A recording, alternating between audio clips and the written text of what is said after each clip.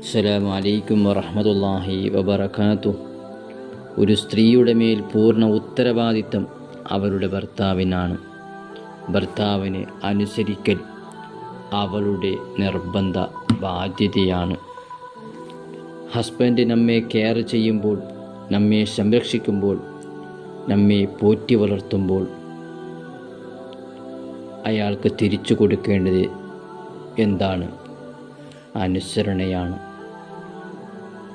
5 നേരം നിസ്കരിച്ച് റമദാനിൽ നോമ്പ് നോറ്റ് ലൈംഗികവ്യത്തെ കാത്തുസൂക്ഷിച്ച് സ്വന്തം ഭർത്താവിനെ അനുസരിച്ച് ജീവിച്ചാൽ അത് മതി ഒരു പെണ്ണിന് സ്വർഗത്തിൽ പോവാൻ. ഭർത്താവിൻ്റെ അടിമപ്പണി ചെയ്യുന്നതല്ല ഭർത്താവിനെ അനുസരിക്കുന്നത്. ഭാര്യയ്ക്ക് സ്വർഗം കിട്ടാനുള്ള കാരണമാണ്. ഭർത്താവിനുള്ള അടിമപ്പണിയല്ല ഇത്, അള്ളാഹ്ക്കുള്ള അടിമപ്പണിയാണിത്. തന്നെ എല്ലാ നിലക്കും സംരക്ഷിക്കുന്ന തൻ്റെ ഭർത്താവിനെ അനുസരിക്കുന്നതിന് എന്താ തെറ്റുള്ളത്? ഒരു ഭാര്യ അല്ലെങ്കിൽ ഒരു പെൺകുട്ടി അവൾ പിതാവിൻ്റെ അണ്ടറിൽ ആയിരുന്നു 10-18 കൊല്ലം, 10-21 കൊല്ലം. ആ കാലത്ത് ആ പിതാവ് തിരുത്തിയിട്ടില്ലേ? ഉണ്ട്.